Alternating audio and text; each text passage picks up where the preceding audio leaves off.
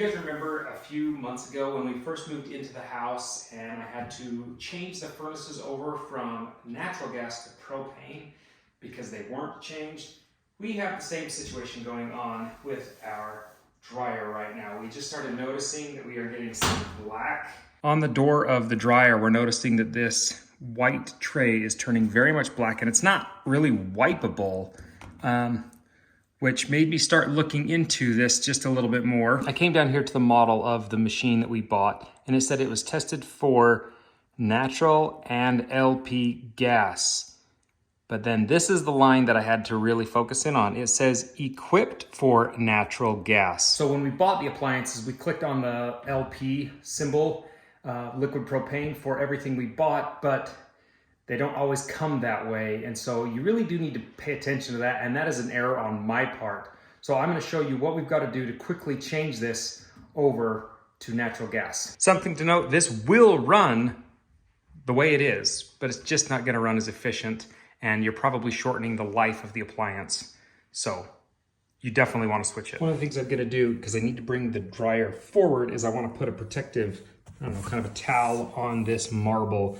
This marble is strong, it's not going anywhere, but it is soft as far as being chipped and broken. And I would like to not chip and break this appliance before we've really had a chance to use it.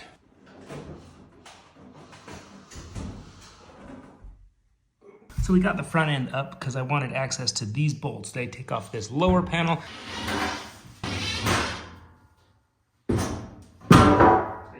What we're really after is an orifice that sits just inside of that tube right there. That's what we've got to change. And in order to do so, we've got to undo this guy. We need to kill power, and we need to turn off the gas. First, we are going to undo power. Next, we will turn off the gas.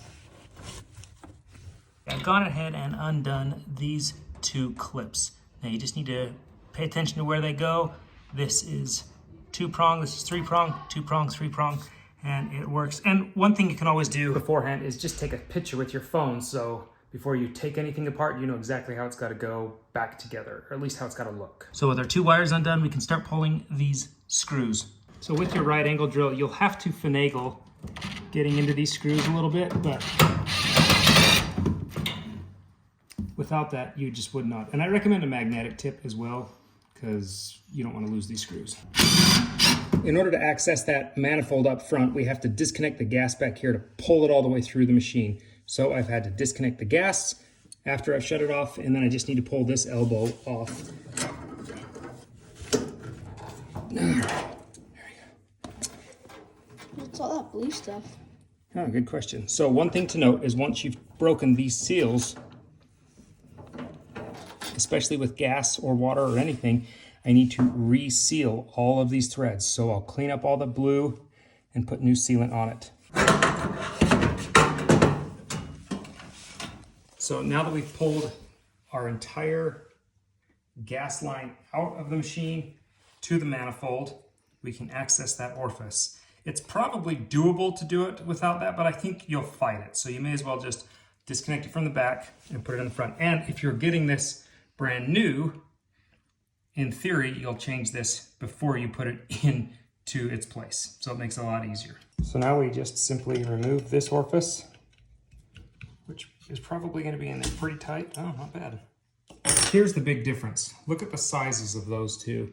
Natural gas requires a lot more gas to create the same size flame, whereas propane requires a lot smaller of an orifice. So in theory, if you have a propane orifice, you can always drill it out to be a natural gas orifice, but you can't go back. We just put our new orifice right back in, tighten it down.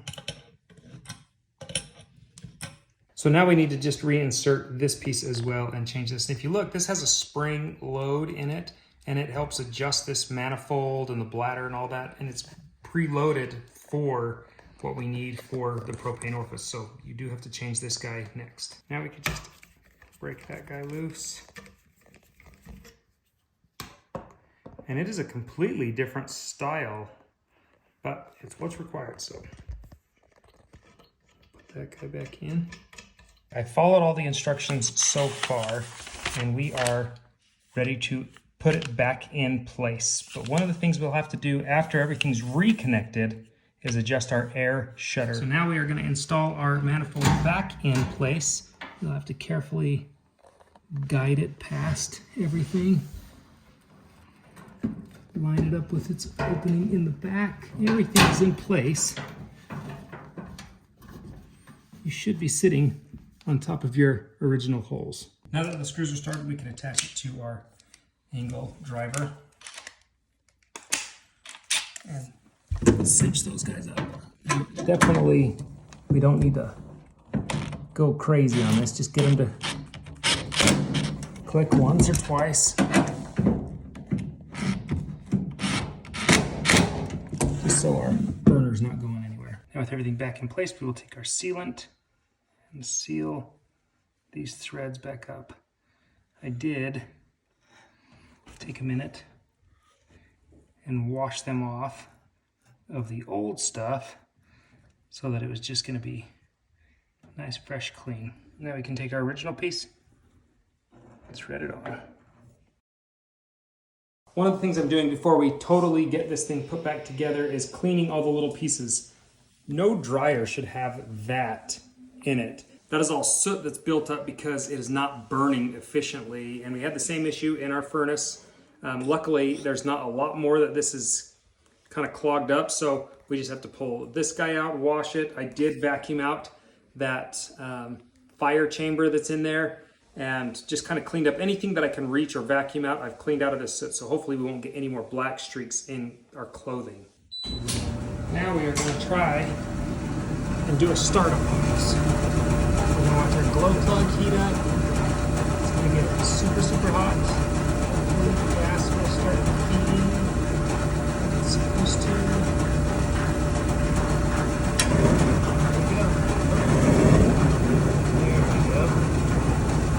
There is our flame. Now the next thing we want to do is adjust our air shutter. The air shutter is that little box right there, and we adjust that and it just changes how much oxygen is coming in at one time. They said we really want a blue flame coming out of there, and it says to adjust it while it is running. So for video purposes, I've got that flame set really, really yellow. That's probably what it looked like when it was running, set up for natural gas instead of propane. But now that we've got it changed and we adjust our air shutter, we've got it set up so it is a nice translucent blue, which is what it wants. And I think we are ready to roll. This is good to go. And now we're not going to see any of our soot anymore. I'm sure we can go back through and probably clean this with some kind of a cleaner to get rid of it. We should be up and running now. And now the last thing is to change this sticker right here so that it says that it is LP, not natural gas. To officially finish this guy off, I'm going to put the sticker on. It is an LP gas dryer now. I hope that that's eliminated all of our machines in the house that have to be changed. That's a big ordeal to think about, and it's one that I've overlooked a couple of times obviously right now, and as we live here longer, hopefully I can make sure everything's dialed in. If you like today's video, give it a thumbs up. If you're new to the channel, subscribe, and I'll see you guys next time.